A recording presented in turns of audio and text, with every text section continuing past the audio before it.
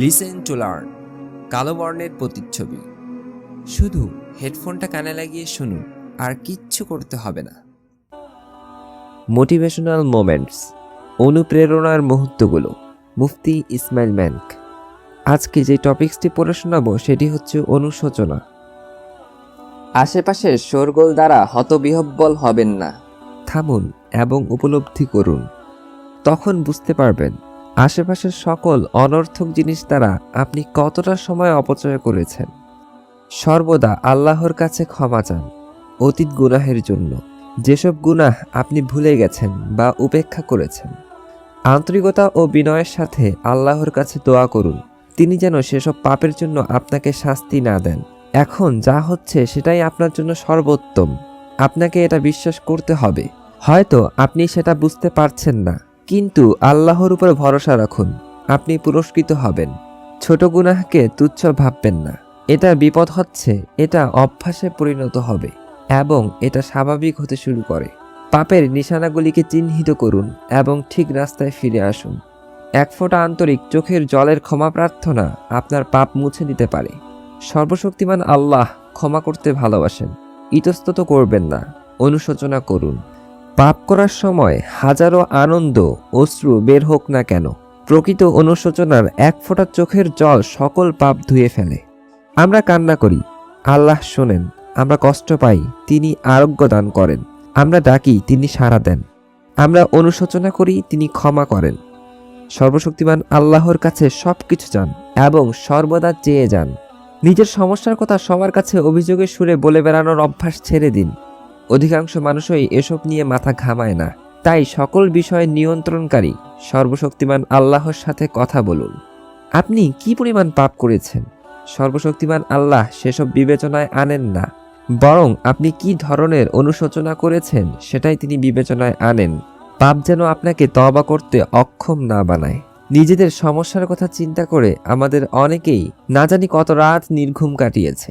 সর্বশক্তিমান আল্লাহ যা বলেছেন তা একবার ভাবুন। আমাকে ডাকো, আমি সাড়া দিব। নিজের অন্তরকে আগলে রাখুন। দুনিয়ার মায়াতে এটা যেন জড়িয়ে না যায়। আমরা তো মুসাফির মাত্র, কিছুই টিকে থাকে না, এমনকি মানুষের স্মৃতিও না।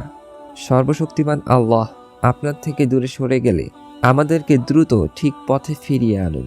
হে আল্লাহ, লোভ নামের কালো মেঘের ছায়াকে আমাদের চিন্তা শক্তিকে আচ্ছন্ন করতে দিবেন না। মন্দ থেকে আমাদের রক্ষা করুন। ছোট পাপকে স্বাভাবিক ভেবে বোকামি করবেন না। তথাকথিত নির্দোষ মিথ্যা ও বেহুদা খুশ গল্প করা আমাদের পতনের কারণ হতে পারে, তাই অজুহাত বানাবেন না। দুনিয়া যদি সকল সমস্যা থেকে মুক্ত হতো তবে জান্নাত তার মূল্য হারাতো। জীবনকে পরিবর্তন না করে কেবল মুখ দিয়ে অনুশোচনা করে লাভ নেই। অন্তর দিয়ে অনুশোচনা করুন, হৃদয় দিয়ে উপলব্ধি করুন। আল্লাহকে দেখান আপনি সত্যিকারভাবে অনুশোচনা করে যাচ্ছেন। আপনি যদি মনে করেন শয়তান আপনাকে গতকাল পরাজিত করেছে, তবে আজ আপনি শয়তানকে পরাজিত করার সর্বোচ্চ চেষ্টা চালান। বেশি করে ভালো কাজ করুন, অনুশোচনা করুন এবং সর্বশক্তিমান আল্লাহর নিকটবর্তী হন। অন্তরের ব্যাধি নিরাময়ের অন্যতম উত্তম হাতিয়ার দোয়া করা। আত্মা ও অন্তর দিয়ে আল্লাহর সাথে যোগাযোগ করুন। আল্লাহর নিকটতর হন, তিনি আপনাকে শান্তি দিবেন। আপনি যদি মনে করেন পাপ আপনাকে আটকে দিয়েছে, তথাপি নিরাশ হয়ে হাল ছেড়ে দিবেন না। ক্ষমার দরজা সর্বদা খোলা আছে। সর্বশক্তিমান আল্লাহ সর্বদা সেখানে রয়েছেন। সর্বশক্তিমান আল্লাহ আশার বড়সড় এক ডোজ আমাদেরকে দান করুন। দুনিয়া এত বেশি কষ্ট ও যন্ত্রণাতে ভরে গেছে যে নিরাশ হওয়াটা বেশ সহজ। হে আল্লাহ, আমাদেরকে সুপথ দেখান এবং সুরক্ষা করুন। সামাজিক যোগাযোগ মাধ্যমে আপনি কি ধরনের ছবি ও পোস্ট শেয়ার করেন সে ব্যাপারে যত্নশীল হন। এসব জিনিস আপনার জীবনের চেয়ে বেশি দিন টিকে থাকতে পারে। আপনি কি ধরনের পদচিহ্ন দুনিয়াতে রেখে যেতে চান সে ব্যাপারে সচেতন হন। আপনি যদি অপরাধ বোধের অতলে আটকা পড়ে থাকেন তবে জেনে রাখুন আপনি একা নন। অন্যদিকে বিচক্ষণ লোকেরা সেখানে আটকে থাকেন না, বরং তারা অনুশোচনার রাস্তায় হাঁটতে থাকেন। আপনি কখনো কি এমন পরিস্থিতিতে পড়েছেন যেটা আপনার জীবনকে পুরোপুরি লণ্ডভণ্ড করে দিয়েছে? আপনি কঠোর চেষ্টা করে যাচ্ছেন কিন্তু কিছুতেই কোনো কাজ হচ্ছে না। তবে তাই হোক, পরিস্থিতি বদলানোর দায়িত্ব সর্বশক্তিমান আল্লাহর হাতে তুলে দিন।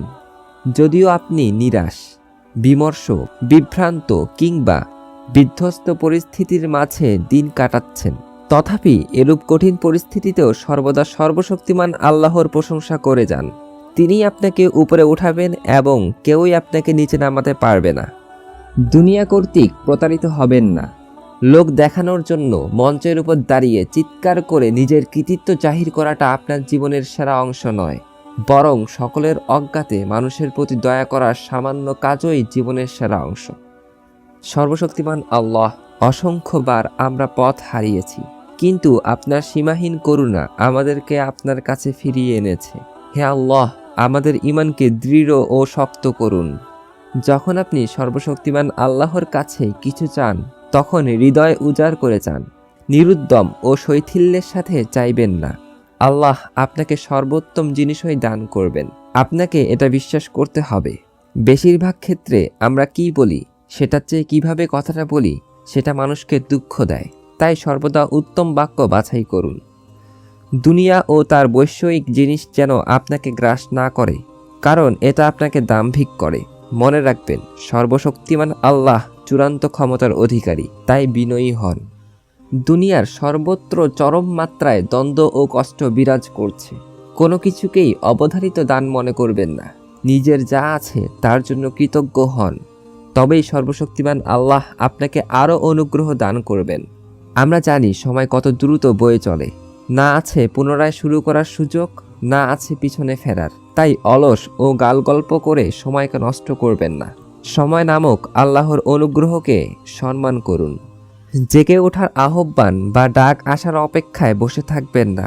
উদাহরণস্বরূপ, ভয়াবহ রোগ কিংবা আপনজনের মৃত্যু যেন সর্বশক্তিমান আল্লাহর দিকে আপনার ফিরে আসার কারণ না হয়। এখনই আল্লাহর নিকটবর্তী হন এবং জীবন পাল্টে দেয়া বিপদ আসা পর্যন্ত আল্লাহর নিকট থেকে দূরে থাকবেন না। নিজের দুর্বল মুহূর্তগুলির মাঝে ঘুরপাক খাবেন না। এটা শয়তানের কাছে নতি স্বীকার করার লক্ষণ। অনুশোচনা করে সামনে এগিয়ে যান। সর্বশক্তিমান আল্লাহ কখনো আপনাকে পরিত্যাগ করবেন না। একটি দিন পার হওয়ার সাথে সাথে আমাদের জীবন আরও ছোট হয়ে আসে। তাই এটার অপচয় করবেন না, এটার যথাযথ ব্যবহার করুন। আরও জোরদার চেষ্টা চালান, সময় মোতাবেক কাজ করুন, যাতে করে কাঙ্ক্ষিত লক্ষ্যে পৌঁছাতে পারেন। সর্বশক্তিমান আল্লাহ আপনাকে দেখছেন। নিজেকে সর্বদা এই অভয় দিবেন, কাজ যত ছোটই হোক না কেন, কোনো কিছুই আল্লাহর দৃষ্টি এড়ায় না।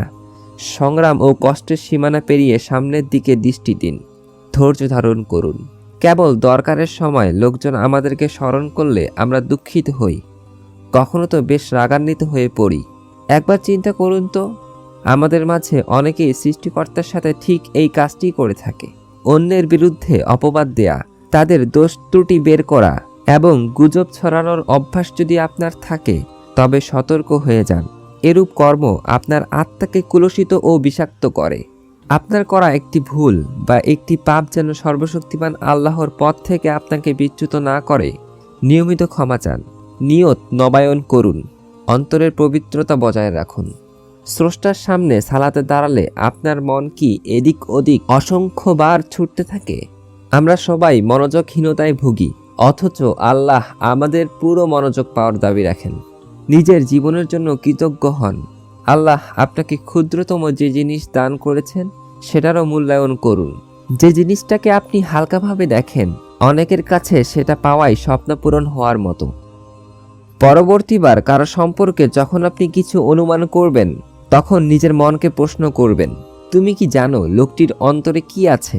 বাস্তবতা হচ্ছে, লোকটির অন্তরে কি আছে আপনি তা কখনো জানেন না। এটা কেবল সর্বশক্তিমান আল্লাহই জানেন। মন্দ অভ্যাস হঠাৎ বদলানো যায় না।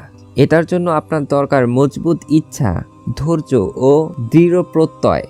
সর্বোপরি নিজেকে সংশোধনের জন্য আল্লাহর কাছে হেদায়েতের প্রার্থনা করুন। যত বেশি ধার্মিক হবেন, অপরের প্রতি আপনার ভালোবাসা ততই বাড়বে। আপনি আরও বেশি দয়ালু, সহিষ্ণু ও প্রজ্ঞাবান হবেন। অহংকারী হওয়ার তো প্রশ্নই আসে না। শালীন মানুষ হন, এর জন্য কোনো পয়সা লাগে না। জেনে রাখুন, এই দুনিয়াতে আমরা একটি জিনিসেরও মালিক নই। প্রতিটি জিনিসই আমাদের সময় ফুরিয়ে যাওয়ার আগ পর্যন্ত আমাদের নিকট ঋণ হিসাবে অবস্থান করে। আপনার অন্তরকে প্রতিশোধ বা ঘৃণা থেকে নিরাপদ রাখুন। এগুলো যেন আপনাকে গ্রাস না করে। প্রতিহিংসা পরায়ণ আত্মার পরিণতি করুণ হয়। এর পরিবর্তে বরং ক্ষমা করতে শিখুন। আপনি কাকে অপমান করছেন, কার অপবাদ রটাচ্ছেন, সে ব্যাপারে সতর্ক হন। অন্যের বিরুদ্ধে গুজব ও অপবাদ রটানোর জন্য আপনাকে চরম মূল্য চুকাতে হবে। এ ধরনের কাজ পরিত্যাগ করুন। অন্যের বিষয়ে হস্তক্ষেপ এবং পরের বিষয়ে নাক গলাবেন না। যে জিনিস আপনার জন্য গুরুত্ববহ নয় তা নিয়ে একদম মাথা ঘামাবেন না। নিজের জীবন নিয়ে মাথা ঘামান। বসে থেকে কেবল নিজের পাপ নিয়ে চিন্তা করবেন না এবং আগামীকাল ক্ষমা চাওয়ার পরিকল্পনা করবেন না।